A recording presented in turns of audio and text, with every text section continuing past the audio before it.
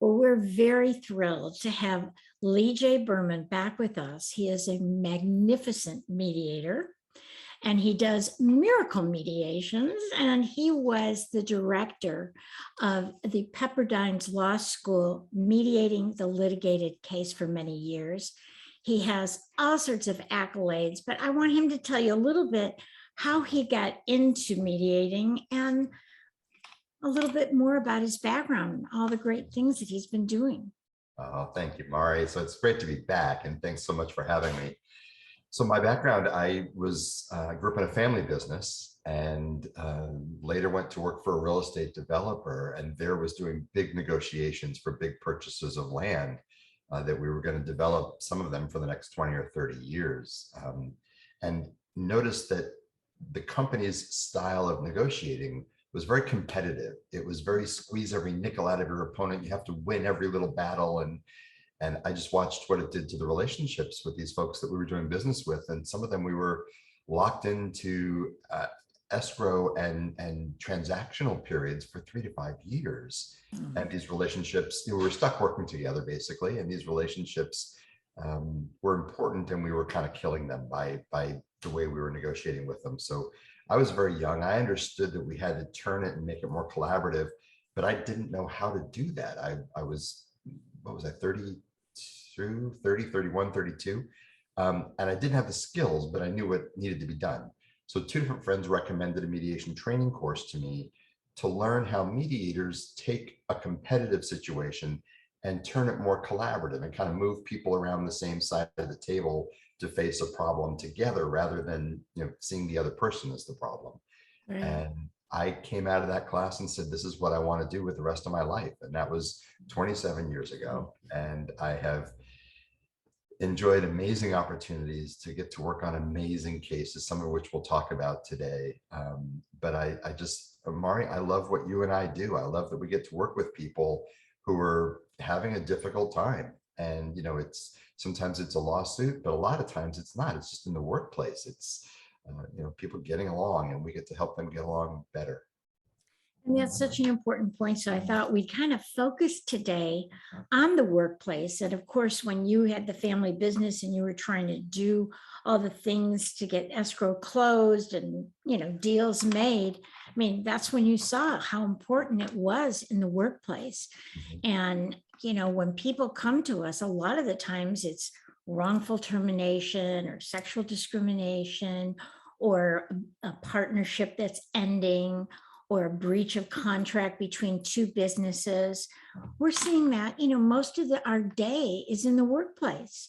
And if we're not getting along, it makes it miserable. And, there are so many studies that I've looked at about the cost of conflict, negative conflict in the workplace. I mean, conflict's inevitable, right? But we don't have to make it combative. And so I'm seeing that, we're talking about billions of dollars were lost last year in, people getting fired, or people leaving the corporation because they're miserable because of the boss that they have, or all sorts of things that happen. It's a bad place to work if you're constantly feeling in conflict. So we're going to focus on that today. Mari, you hit on something that's so important, and that's the timing that we're called in. If it's in litigation, and if it's a wrongful termination or a harassment or a discrimination case or something, or wage an hour or whatever, if we're brought in a month before their trial date and they've already been in litigation for months and months and months and spent all of this money, that's a whole different conversation than if we're brought in at the very beginning of litigation, where we can still talk about reinstatement and transfers and things like that that give us more creativity to work with. But the best time for us to be called in is when it first happens in the workplace, long before it escalates to a complaint within the workplace or a complaint in the courthouse. And we can actually work with the real people and resolve those problems early. So the sooner we're called in, the more we can do to help. And I think that the more we can actually have productive outcomes to a resolution, rather than just a compromise or something like that. Right. Right. And when you say the sooner the better, even sooner than when there is really, uh, an imminent lawsuit. It's like training them when they see that things aren't working or they're having some challenges and they're wondering why people are leaving, or they're wondering why, you know, uh, projects aren't getting done because people are infighting, right? That's even a better time to bring us in and do some practices with them, some conflict management skills and transformative skills, so they don't even get to the point where they have to hire outside counsel and worry about a lawsuit that's going to be filed in a few days. Right. So like, you're right, the earlier the better, even earlier than an actual threat of a lawsuit, right?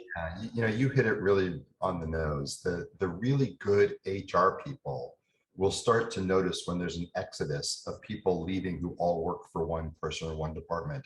They'll start to hear exit interviews that say, I can't work with this person anymore. And even before exit interviews, if there are people who just want to transfer departments and not work for this person, they understand that there's a problem. And it may just be two people. Look, right now we're in a work environment where every company I work with is having trouble finding enough talent. They have open positions and postings for months and months, and they can't find anybody who wants to apply for them. Right. And so the last thing they want to do today is have people leaving a company or losing their heart for the work that they're doing there and staying. That's even worse, right?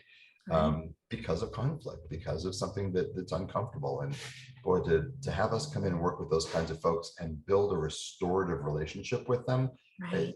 it's the best investment a company can make, I think.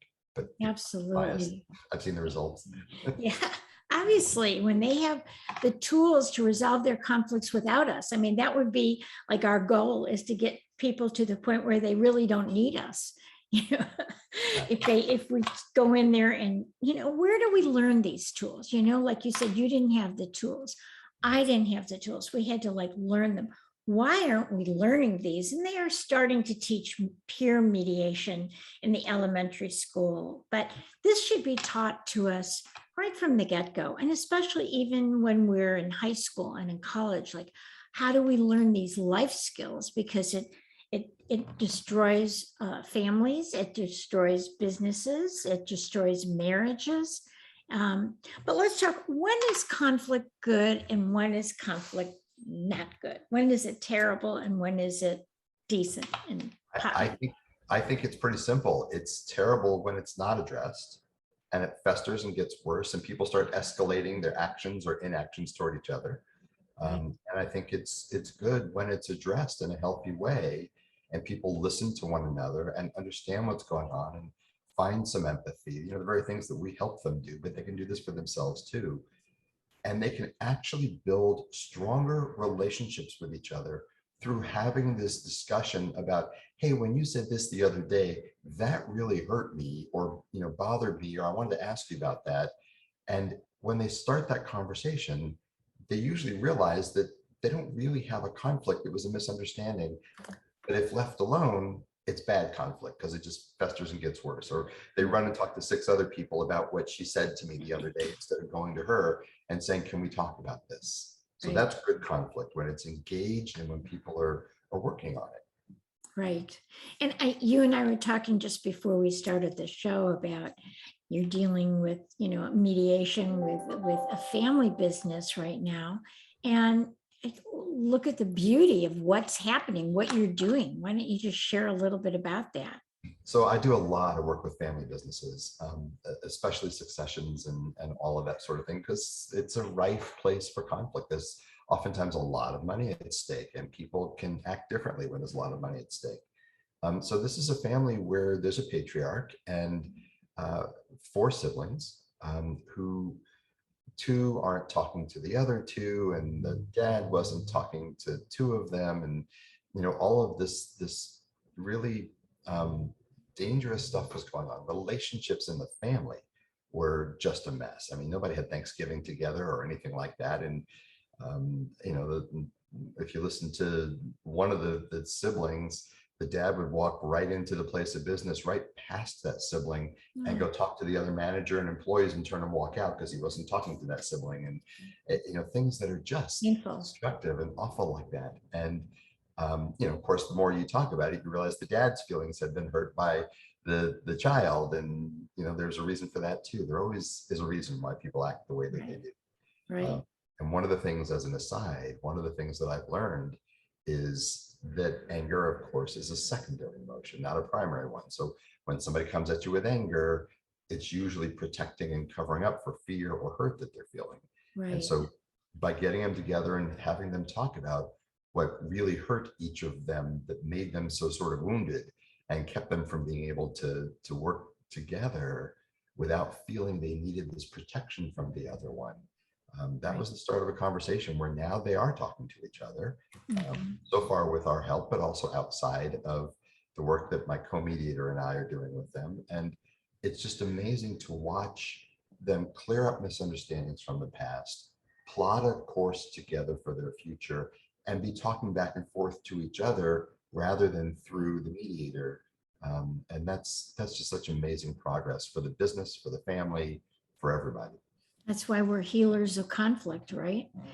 I think of the ones I've done so many of these family disputes when it's, someone has died in the family. And so it's an estate lawsuit going on, and then I hear them say, well, that was mom's pet. That's why they're getting the house. Yeah. I should be getting like you better, right? Yeah. And so, a lot of this, like you said, it's really the underlying hurt or the underlying fear or whatever it is. And if we can get to that, excuse me, as I return. It's true though. The things that happen to us young in life, especially in a family structure, those things carry forward, and you'd be surprised the age of the stories that I'm hearing today. I mean, these siblings, the adult children who are trying to take the business over now are all in their 50s, and dad's nearly 80, and they're still talking about things that happened, way, way, way back in the past. And it is a lot of, you like so-and-so better than me, and so-and-so got a new car and I didn't. And right. Yeah.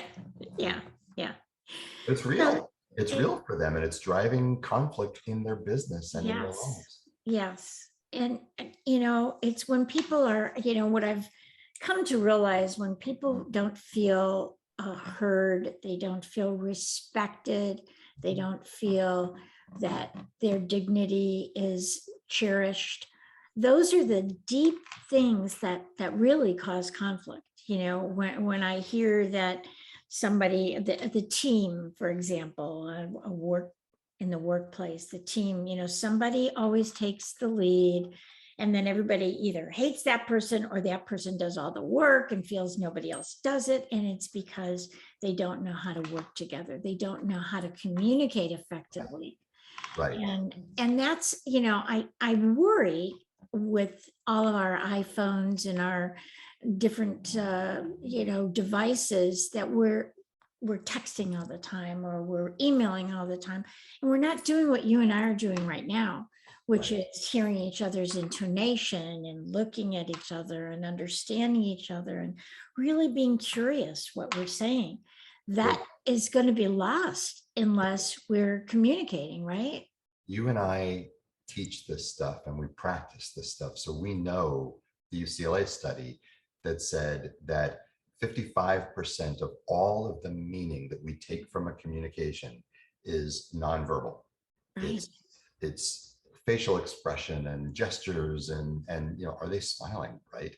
38% of it is tone of voice and inflection, and do they sound angry, or are they saying sorry, or are they saying I'm sorry? Yeah. Right? But if it's a text, you don't know what that intonation is. And so the study says only 7% of the meaning that we're trying to convey is actually contained in the content, in the words themselves. Yes. So when we're texting and emailing, we're cutting out 93% of our intention. And when that person reads it, they project onto it the voice that they think we wrote it with, which may Right. not at all be the voice that we And mean. it's an assumption, and you know what an assumption is, right? So Exactly. yeah. And I see that so much in the workplace, people are getting on chat, or they're texting, or they're doing that. I'll go out to dinner with my husband, and people, these young people next to us will be, texting each other, and they're sitting right there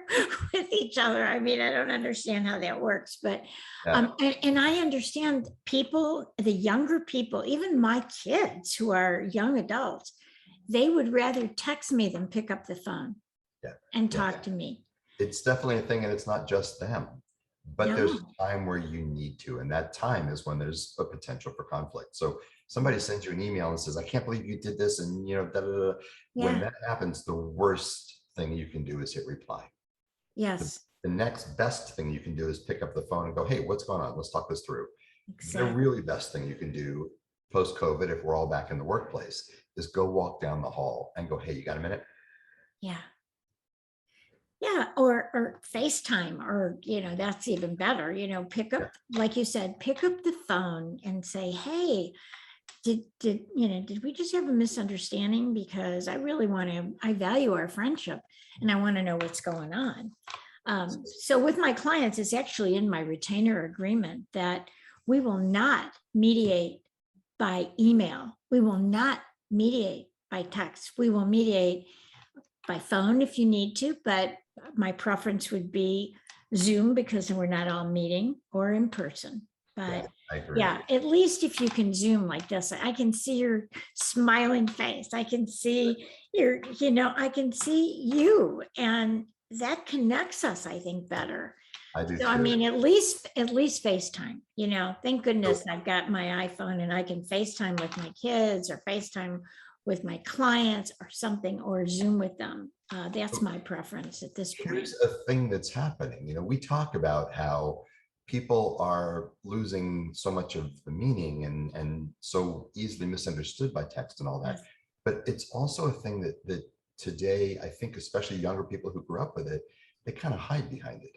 It's easier to fire off a text and go, no problem, or something like that, rather than actually having the discussion. And what they miss Yes. when they say no problem, there's still this disconnect between them, and they just sort of Right. No say, problem, but underlying, they are resentful, or they're hurt, or something like that. Yeah. exactly. But if they engage and talk about it, then they rebuild a real friendship. But confrontation is something that people are becoming increasingly uncomfortable with, Yes. because they can avoid it so easily by texting. And the problem is, what they don't realize is they're missing an opportunity to actually build a closer relationship with that person. And Yeah. you want lifelong friends. You can't have that if all you do is text back and forth. No. Yeah, I think that is when we talked about the negative side of conflict when it escalates, but there is a positive side of conflict. Oh yeah. And that the positive side of conflict, and if we can consider, sometimes it's a gift to us, because it's a wake-up call. I mean, there are times, and I feel very fortunate in my marriage now, but I was married for 18 years the first time, and I'm with Lloyd 20. I'm married 20 and with him 32. But now, like, we both, because we've both been married before, we kind of learned our lessons. So when something happens, we don't bury it. We immediately address it. So, if he says something that sounds in, a voice where it sounds kind of flippant, or it doesn't sound genuine to me, I'm going to bring it up and say, what's this about? Yeah. Good. And Good. and there is a conflict there. So conflict is really just divergent views, or a misunderstanding, Yeah. and it can be a real transformative opportunity, like you were saying, because when we sit down and talk about, well, this is what I was feeling, this is how I heard it, and this is how you heard it, and that was not my intention. It was not my intention to do that. So two And things. Oh, sorry. Go ahead. no, go ahead. I was going to say, first, Garth Brooks wrote a great song where he said, "We bury the hatchet and leave the handle sticking out." And I think that's what people do when they avoid a conflict and don't actually resolve it. They Yeah. say, oh, it's fine, but it's not. It's still, they're going to pull it back up later because it's still there. But the second thing comes back to what you were saying earlier about listening. One of the things that you and I do as mediators is we listen really deeply to people, to what they're saying and to what they're not saying. Mhm, mhm. And that's an art that's really been lost, especially in the electronic age. We don't have the attention span sometimes to hear somebody all the way through to the end. And when I'm training mediators, one of the things I have to teach them is don't start formulating your argument back Right. while the person's talking, right? But actually listen all the way until they're done. Because the truth is, people aren't used to that. And they will run out of things to say while they're still talking because they're so used to being interrupted. But if you let them go, every single time in the last half of the last sentence they say, that's where they're going to give you the nugget. That's where they're going to tell you the thing they had no intention of telling you, or they're going to say the thing they were holding back, or the thing that really matters or that's driving it for them. So if you just let them go to the end, that last little bit, that's worth waiting for. I promise you, every Yes, time. yes. And that's what's going to give them the feeling of legitimacy. Yes. And being Because, heard. We all want to be heard and seen, right. right? And so sometimes what you and I are doing when we go into a workplace, for example, is we're hearing and seeing people for what they're really saying.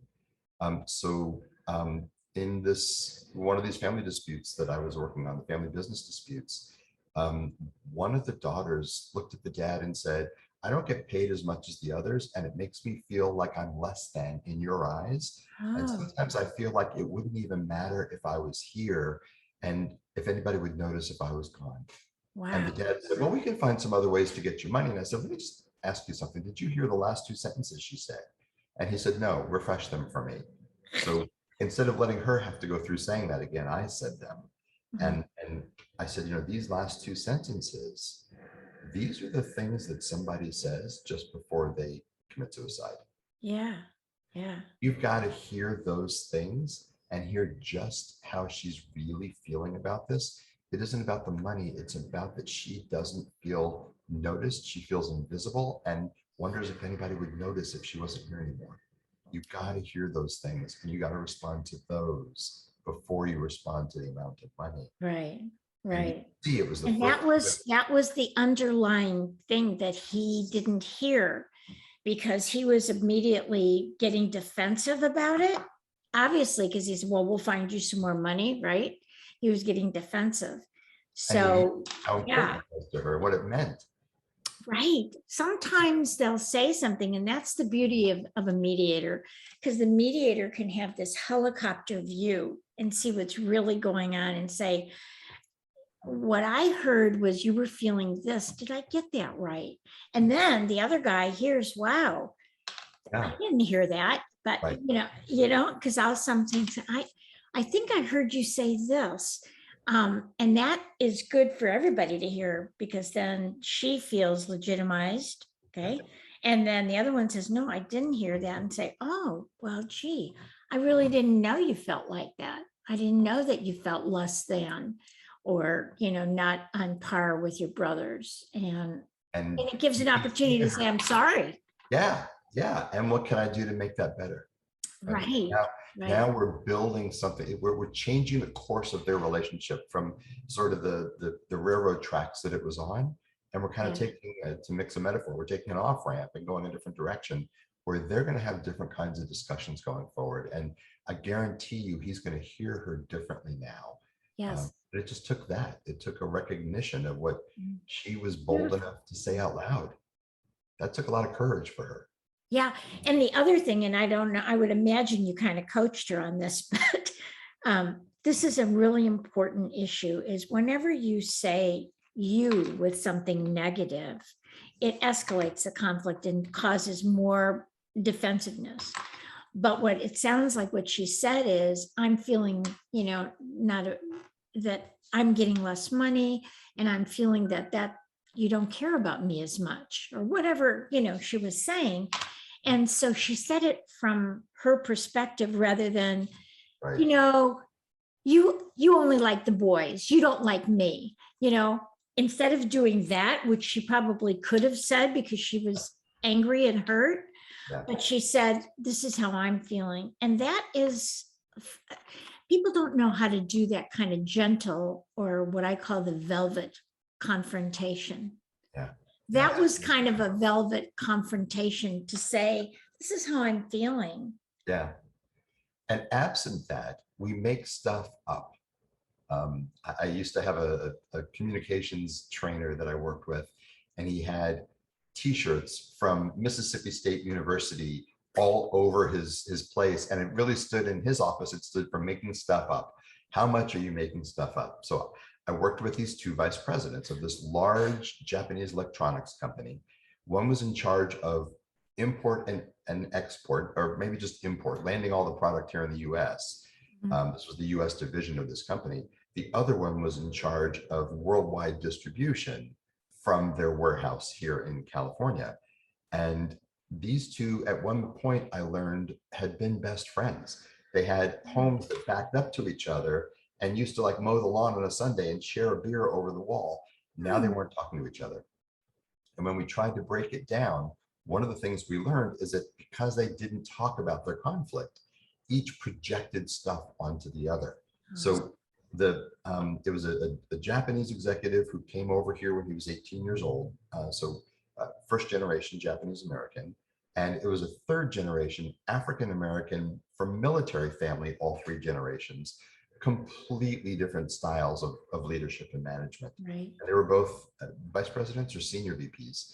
And it had gotten really destructive. I mean, the whole company was split in half, taking sides and all of that before they called us in finally, before they called me in. But one of the things is the Japanese guy would say, he's always sending me emails. He knows I'm uncomfortable with English. And I've asked him before, just pick up the phone. And he said, I thought I was giving it to you so you could read it at your convenience, because I don't expect you to be sitting at your desk waiting for my phone call. And he says, well, every time I call you, I go to voicemail. You don't even answer my calls. He said, I don't sit at my desk. He said, I'm down on the assembly line, the military guy said, patrolling the troops and walking the line and, all of that. And each one said, the way he's doing it, right, exactly. The way he's doing it isn't the right way to manage. But it was for each of them. They just thought the other one, he's like, he's never in his office. He's never working. and the military guy says, he doesn't answer my emails and I don't understand why. Like, how does he expect me to, so just getting him to talk about this stuff. And by the end of it, they ended up shaking hands, apologizing, and agreeing to have lunch once a week, every Monday, and all these sorts of things, while we worked out the rest of the conflicts that they had built up by not talking to each other. So it can be repaired, and it can be so much better on the backside of it, but only when you sit down and really listen to each other. Right. I think most people probably expect us to say talk to each other, but it's really listening to each other that makes the difference. Listening is even more important than talking. And where did I learn something that we have 2 ears and 1 mouth for a reason? We're supposed to use both of our ears more than our mouth. So that's one thing that we learn in Mediation 101, right? That listening is the most important skill that we have. And when I teach negotiation, I say the same thing. Like you said, you get information. Information is power. And also it's a way of really respecting the other party. You're listening to them. You're going, wow. And you learn and you go, wow, I had no idea you thought about that the way that you're thinking about that. Or, gee, I had no idea that I came across that way with you. That is never my intent to do that.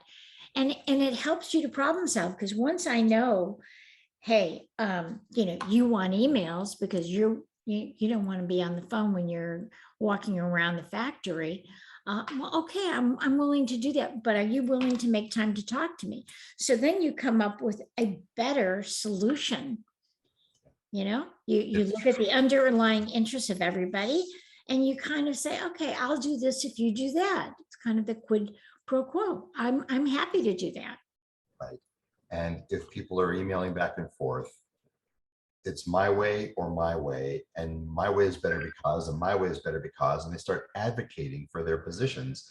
but you only get 1 + 1 = 3 if you sit together, electronically or in person, and brainstorm together and take some of each and put them together and make an even better resolution than either one on their own could have come up with. And it Right, doesn't always lend itself to that, but if that's available, you don't get it if you don't have that kind of interaction. right, right. Comes from listening. Tell me why you think it's better to do it this way.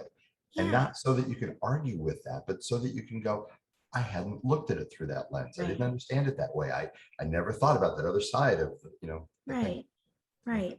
Or I saw it differently, or I see it differently. I know when I when I see people arguing on Facebook or something, it drives me crazy. So I'll just say, well, we all see things differently. I play the mediator role and just say, I just see it differently. And And that's from, my perspective is different, but I value your perspective and I respect that. And from whatever we're coming from, we see it differently. And So, thank God we do, because if we didn't, and we all thought the same thing, we'd be Stepford sort of people, for those who remember the movie. yeah, But also, we only learn when we talk to somebody who thinks about things differently than us. We don't learn anything if we're talking to an echo chamber. right, right. I mean, it's nice to, talk to the choir once in a while and it just have somebody to say, okay, you're not nuts, Amen. Yeah. I mean, we all want to have our little group, birds of a feather flocking together. I mean, that's fun, but it also, like you said, it helps us expand. So we don't have a lot of time. Let's give some tips right now for both of us, giving like what should you do if you're in a workplace situation and you have conflict with a peer or your boss or a subordinate. Let's kind of talk about that if you have that. So People, go ahead. I'm going to I let was, you I go was gonna say, first. you made a mention earlier of I versus you. I think I statements are one of the most powerful ways to start a discussion like that. Do you want to take them through what that sounds like? Sure. Do Okay. you want me So to? Either way. yeah, go ahead. So it basically takes ownership, like you were saying before, of a response to an issue. Right. I like to talk to people about, okay, so this is what's already happened. Now, how are you going to respond to that, right? So an I statement says, when this happened, I felt like this, Right. right? So it takes ownership for your own response to it, your own reaction to it. Right. And that made me think this. And what I would really like next time is if we could do this instead, or say this way instead, or or whatever. So it's not you did this to me. It's not Right. victim speak, right? Right. That's becoming way too popular in my eyes right now. You did Yes. this to me, like I'm powerless and Right. you hurt me, right? It needs to say, when you did this, I took it this way, and that made me feel hurt or insignificant, or like I didn't matter, or like you thought you were my boss, or whatever. Yeah. And what I'd really like next time is, can we just talk about it first before you announce it to the world, or whatever the situation is. So Right. and then the other person can say, wow, I didn't realize you felt that way. No, that wasn't my intent at all. I really thought I was saving you from having to blah, blah, blah, blah, and Right. now Right. they're just having better understanding. And when somebody says something to you in a very condescending way, like whether a peer or whatever, there's some things that we can tell you to do also is pause. Don't we all have this amygdala, which is these, two almond shaped little organs in our brain that react, and all of us, you and me too. Okay. I do not. we all have that, right? So the key is to feel it, understand that you just got, punched in the solar plexus, and then pause. And for me, I just take a couple seconds and I breathe into it. I just breathe into it so that I get out of that portion of my brain that's ready to attack or scream or hit or whatever. And I stop. And then I'll say something like, what did you mean? Help me understand what you meant by that, because kind of threw me off. And so tell me more about what's going on, so that I'm not engaging in this escalation of conflict. And that's a hard one to do, It but is. but it's probably the key Yeah, to keeping you sane and reducing the cortisol in your body and stress. I agree. I agree. Another one I really like is tell them why you're angry. Tell them of your anger. Don't show it to them. So what that means is say to them after that pause, that breath you're talking about, where you become self-aware, then say to them, when you said this, that really hit me the wrong way. Yeah. But our knee-jerk response, the animal part of our brain, survival mode, Right. it's liable to trigger the amygdala and have us screaming, "That's not what I said," or whatever. Right. All the defensive stuff that you Right. got hijacked. They So I say, love, speak when you're angry, and you'll say the best speech you ever regret. Right. yeah, love So that. that's why I've learned to just, halt, I also love, just don't say any, even though you feel like saying it.